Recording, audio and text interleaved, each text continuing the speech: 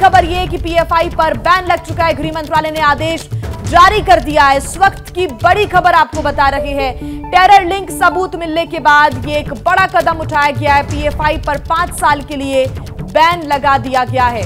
गृह मंत्रालय की तरफ से आदेश भी जारी किए गए हैं।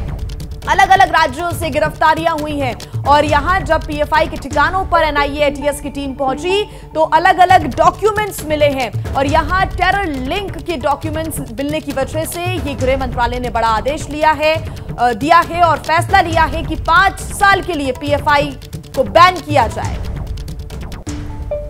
गृह मंत्रालय ने आदेश भी जारी कर दिया है। 5 साल के लिए पीएफआई पर बैन लगाया गया है। इस वक्त की बड़ी खबर आपको बता रहे हैं। लगातार छापेमारी की कार्रवाई हुई, गिरफ्तारियां हुई और गिरफ्तारियों के बाद जो तफ्तीश रिपोर्ट निकलकर सामने आई उससे साफ हो गया कि इनके पीएफआई इस नाम के संगठन के जो लिंक है वो देश के खिलाफ लगातार गतिविधियों में शामिल रहा है। युद्ध छेड़ने और उन्माद फैलाने के तमाम आरोप पीएफआई पर लगते रहे। अब सबूत मिले और सबूतों के आधार पर यह फैसला लिया गया। गृह मंत्रालय ने आदेश जारी कर दिया है। पीएफआई पर बैन लगाया गया है। 5 साल के लिए पीएफआई पर बैन लगाया गया है। विकास भदौरिया हमारे सहयोगी फोन लाइन पर जुड़ रहे हैं। विकास, आखिरकार लगा ही दिया गया बैन? ये देखिए, सबसे पहले कल ही हमने सूचना दी थी इस बात की कि पीएफआई पर बैन लगाने की सरकार ने तैयारी कर ली है। केवल एक औपचारिकता बाकी है नोटिफिकेशन जारी होने की। और देखिए, जब कल दूसरी बार दूसरे चरण के छापे पड़े थे तभी ये साफ हो गया था कि अब पीएफआई को ज्यादा देर तक सरकार खुला नहीं छोड़ेगी, क्योंकि इस छापेमारी के दौरान सरकार को पीएफआई के खिलाफ कट्टरपंथ की दुकान चलाने, देश में युद्ध भड़काने, उन्माद फैलाने, नरसंहार करने और विदेशी फंडिंग के जरिए देश की सरकारों को अस्थिर करने की तमाम ऐसे सबूत मिले हैं जो कि जिनकी बार बार तस्दीक इन जो करीब 200 लोगों को गिरफ्तार किया गया देश भर से उन्होंने की है। साथ ही साथ एक महत्वपूर्ण जानकारी पीएफआई के गिरफ्तार कागज से ये भी मिली एजेंसियों को कि इन्होंने एक अपना खुफिया तंत्र विकसित किया था। हर जिले में उसकी यूनिट बनाई थी ताकि ये अपने काम को अंजाम देने के लिए बाकायदा उसकी खुफिया निगरानी कर सकें, जासूसी कर सकें। और सबसे ज्यादा निगरानी और जासूसी ये देश के खुफिया तंत्र यानी कि पुलिस और तमाम एजेंसियों की खुफिया तंत्र की भी करते थे, क्योंकि इनको सबसे बड़ा खतरा पीएफआई के काडर को इसी खुफिया तंत्र से था। साथ ही साथ इनके निशाने पर खास तौर पर एक खास समुदाय के लोग, हिंदूवादी नेता थे और उससे जुड़े संगठन हुआ करते थे। और सबसे बड़ा बीस जो है पीएफआई का केवल कर्नाटक, तमिलनाडु जैसे राज्यों में था। हालांकि झारखंड में ये संगठन 2019 से ही प्रतिबंधित है, लेकिन देश के बाकी हिस्सों में इस पर प्रतिबंध नहीं लगा था। लेकिन पिछले 2 साल के दौरान जब से देश में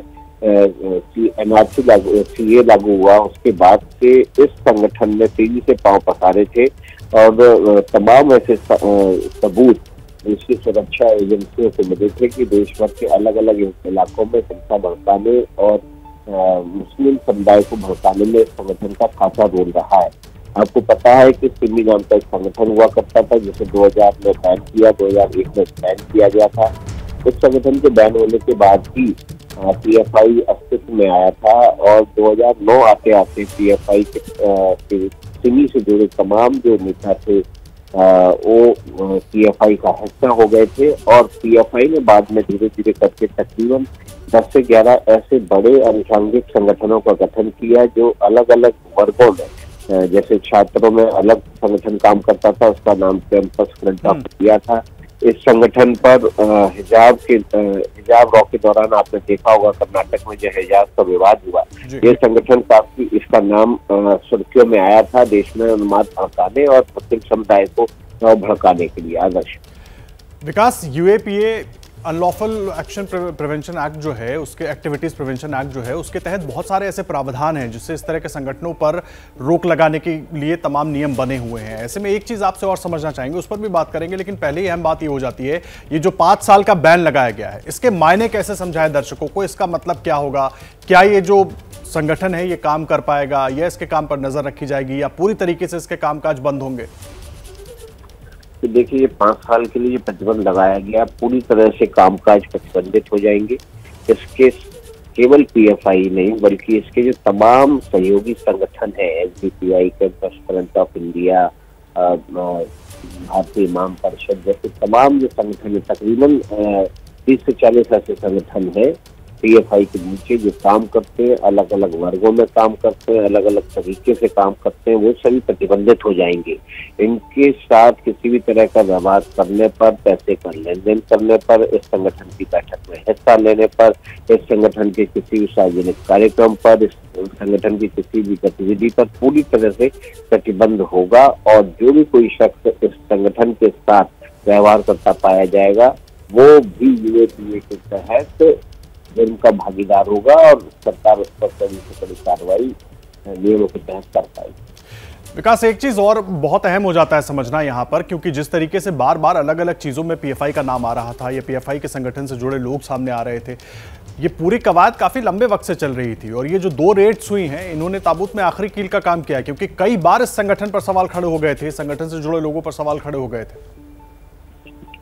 यह बिल्कुल देखिए, पिछले 2-3 सालों से लगातार खुफिया एजेंसी सरकार को रिपोर्ट दे रही थी कि पीएफआई जो है वो अब देश विरोधी गतिविधियों से लेकर देश में उन्माद और युद्ध भड़काने जैसी स्थिति पर मोड़ पर जाके आ खड़ा हुआ और ऐसी सूरत में संगठन को प्रतिबंधित करना चाहिए।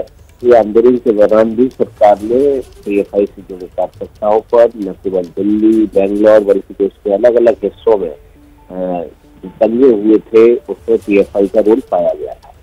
सरकार लगातार उस दौरान से ही सबूत जुटा रही थी, लेकिन सरकार की आंखें उस समय खुली, सुरक्षा एजेंसियों की आंखें उस समय खुली जब अगस्त के महीने में प्रधानमंत्री का बिहार दौरा था और सरकारी शरीफ में एक मॉड्यूल पकड़ा गया। इस मॉड्यूल के दफ्तर पर जब छापेमारी की गई, यहाँ से आतंकियों को गिरफ्तार किया गया, तो वहाँ से जो दस्तावेज मिले वो पीएफआई के दस्तावेज थे और उसमें 2007 बिल्कुल विकास, लंबे समय से जांच पड़ताल हो रही थी, कवायद हो रही थी और अब जाकर पीएफआई को बैन कर दिया गया है, क्योंकि लगातार एनआईए एटीएस की टीम कार्रवाई कर रही थी, छापा मार रही थी। और सिर्फ एक राज्य नहीं बल्कि ऐसे 9 राज्य थे। कल की अगर हम बात करें तो 9 राज्यों में कई ठिकानों पर कल भी एनआईए की टीम पहुंची छापामार कार्रवाई करने के लिए। कब कब पीएफआई का नाम सामने आया वो आपको बता रहे हैं। 10 अप्रैल 2022 खरगोन हिंसा में भी पीएफआई का नाम सामने आया। 2 अप्रैल 2022 करौली में जो दंगा हुआ उसमें भी पीएफआई कनेक्शन सामने आया और यही वजह है कि पीएफआई से जुड़े हुए जो संगठन है उन पर भी बैन हो चुका है। कर्नाटक में हिजाब पर जो हंगामा देखने को मिला उसमें भी पीएफआई का कनेक्शन सामने आया। हाथरस में लोगों को भड़काने का भी पीएफआई पर आरोप है। फरवरी 2020 की बात करें, दिल्ली दंगे में भी पीएफआई का नाम सामने आया। अगस्त 2020 बेंगलोर में जो दंगा हुआ उसमें भी पीएफआई कनेक्शन निकलकर सामने आया। दिल्ली के जहांगीरपुरी में जो दंगा हुआ 16 अप्रैल 2022 तब भी पीएफआई कनेक्शन सामने निकलकर आया था। ऐसे में अब पीएफआई पर बैन लगा दिया गया। लगातार छापे के बाद ये पीएफआई पर बैन लग गया है और साथ ही पीएफआई से जो जुड़े हुए दूसरे संगठन हैं उन पर भी कड़ी कार्रवाई करने की तैयारी की जा रही है।